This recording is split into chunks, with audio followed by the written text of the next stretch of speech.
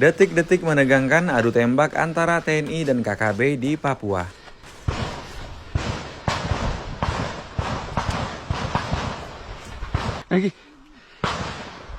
Engki, berapa sini aja?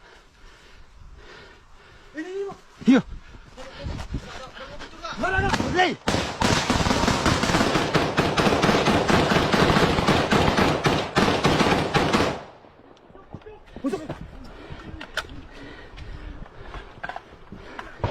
Pak Bungkung, Pak Bungkung.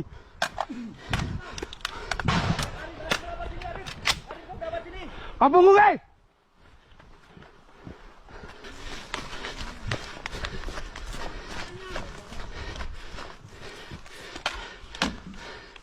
Hei. Apa itu? Apa, Kosong kah? Tuh, masuk belakang.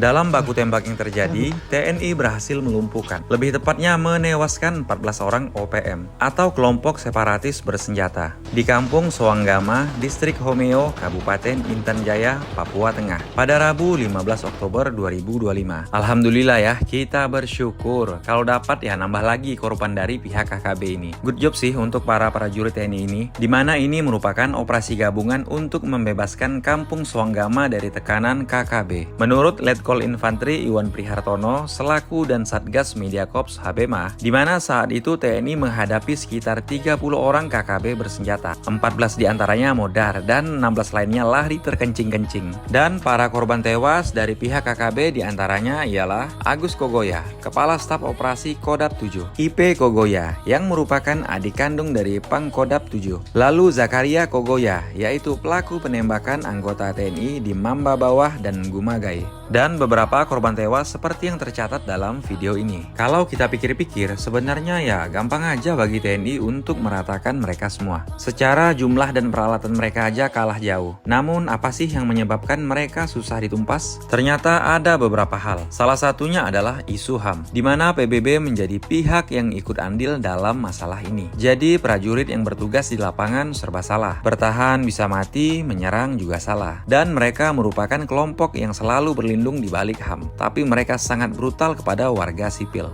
Korban terakhir yang mereka bunuh yaitu seorang guru wanita di Yahukimo, Papua Pegunungan, yang bernama Melanie Wamea, di mana saat itu ia sedang menanam pohon bersama dengan rombongan guru serta siswa-siswanya. Tidak hanya itu, masalah di Papua menjadi rumit karena di situ ada kepentingan Australia, di mana menurut situs resmi Mabes TNI, Australia sengaja memecah belah Indonesia bukan dengan pasukan tentara, melainkan dengan uang dan fasilitas lainnya yang didistribusikan kepada para warga Papua maupun sejumlah aktivis LSM yang ada di Papua. Hal ini persis sekali ketika Australia melepas Timur Timur dari Indonesia dengan berperan sebagai komandan pasukan PBB dengan bendera Interfed pada tahun 1999. Namun sayangnya hingga kini rencana mereka terus gagal. Namun kalau kita tarik dari akar masalah, sebenarnya konflik ini sangatlah rumit karena situasinya sangatlah dilema. Papua yang dikenal kaya akan sumber daya alam seperti emas di tambang Freeport, tapi rakyatnya jauh dari kata sejahtera dan hidup layak. Semua kekayaan seakan sia-sia karena kekayaan tersebut hanya dinikmati oleh segelintir orang saja. Kekayaan Papua yang bersumber dari emas dan ditransfer ke pemerintah pusat atau Jakarta dengan dalih untuk pemerataan pembangunan.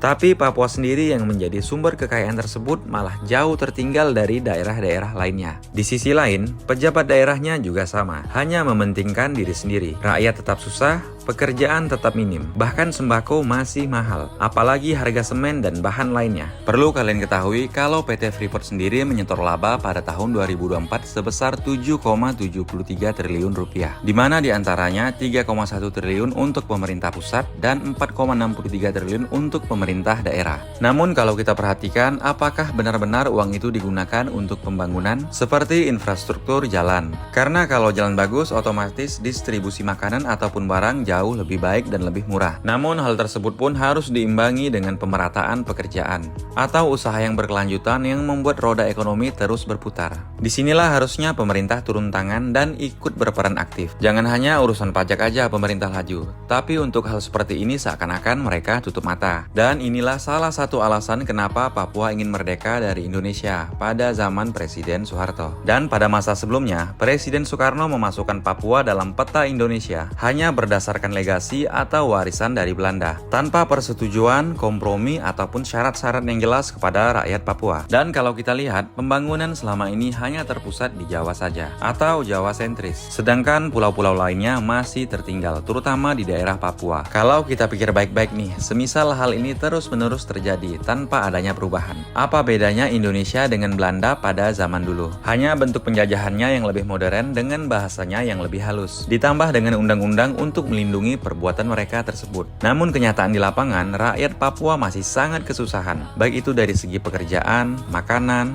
ataupun tempat tinggal. Jadi tetaplah pertahankan Papua sebagai bagian dari negara ini, dengan memberikan mereka kehidupan yang baik serta fasilitas yang layak. Semoga hal ini bisa terwujud walau entah kapan. Oke, sekian aja video dari aku. Terima kasih telah menonton dan sampai berjumpa di video-video selanjutnya.